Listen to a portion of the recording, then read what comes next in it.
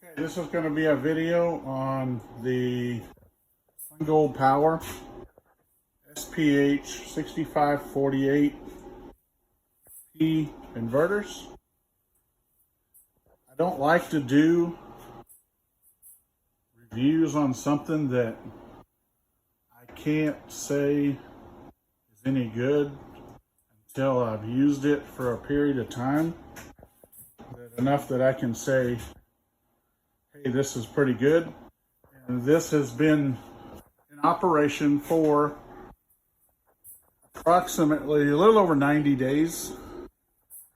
We're running just to prove a point is you can run mismatched, or not mismatched, but all the same size, different brand batteries together if you make sure they're the same chemistry and type and voltage, sizes, all that. They tell you it's not doable, but it is. This is something we've done, just me and my wife, that we just decided we were going to do. And we started with these inverters here, which were Sungold. And these are the heavy ones with the big inverters in them. These are the 6000 XP version of like the EG4. They're basically the same inverters. When you look at them, they're all the same. They're just rebranded, which these are too. So, but we're going to do an overview of this and tell us and let you know the what we liked and disliked about these. But overall, I mean, they've been really well. We've had no issues with them at all. They power our house with the battery bank with no problem. Overnight, we haven't been on grid. It hasn't pulled from grid for over 30 days. And so far, we've been very pleased with what they do. And so we're gonna talk about them a little bit further on here, and then kind of let you know what we did, what we wouldn't do again, but we'll go from there and see where we end up here. Okay, we're back one more time here with our likes and dislikes of the Sungold inverters.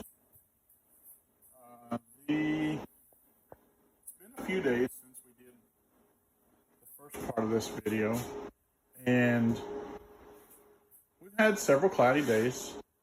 We had one day out of several cloudy days that the solar didn't quite make enough to carry all the way through the night. It lacked, about 3 or 4 hours of making it all the way till daylight again. And so it jumped over to grid for just a short period of time and ran off grid. And then the next day or whatever, even with cloudy days or whatever. But the inverters themselves, we've had no issues with. We like them. The app is could use a little more work. We come out, we clean the air filters, we keep it at a constant temperature in here. The inverters, the people have said, well, why do you run 2 when your house really only needs 1? And it's like, we sized them so that the one inverter could run it easily, but with two of them, they usually run less than 30 to 40% capacity during the day, even when we have a lot of, load on them. And you can see here that the load on this thing is just very little. The amount of solar we're bringing into them, like say we've only got 9,000 watts worth of panels, and that it's sufficient most of the time. When it's cloudy out, we could use some more, but we are working on putting up a carport that will have panels on top of it, and it'll have another 9,000 worth of panels on top of it. So that way we'll just about max out these two inverters here, because they will take in 10,000 each. And then these two inverters here, we're not going to pull any solar into these because they only run the shop side. And so what we do is we let those two inverters pull off the batteries, and we don't use those to charge the batteries. We just use these two here as the workhorses to charge the batteries and do everything else. So even when there's not enough solar or whatever to run these two, they'll still pull off of the batteries. And then if it gets too low to the point that these aren't doing enough at nighttime because of cloudy days the day before, then like you say, the EG4 chargeverter is going to take care of that situation with the Westinghouse generator. And I researched the generator quite a bit before I purchased it, just to make sure that I would be able to have the EG4 start and stop it fairly easy without a lot of buying hardware and stuff. And so we bought the calibration kit for our elevation and all that, and made sure everything's all in place before we even get it going, so that once we do it, we only want to have to do it once. And so we've taken our time. We've tried to do it so that it's maintenance free. And these have an AC input breaker on them, and I can actually turn those off, and it doesn't affect it. I mean, it'll just keep on going. And when it does switch over from battery to grid at night, if you come up a little short, it's flawless. You don't notice it. You'd actually have to look at the app or look at the inverter itself to see that it's switched, But they did a really good job, I think.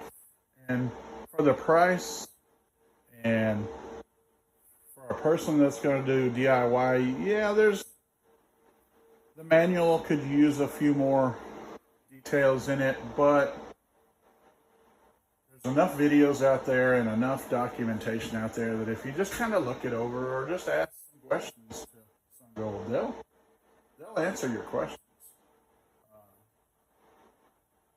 So I can't say that we have a big gripe about any of that, other than the app could be a little better. But I like the thought of two inverters, because if you size it right, one can do the job.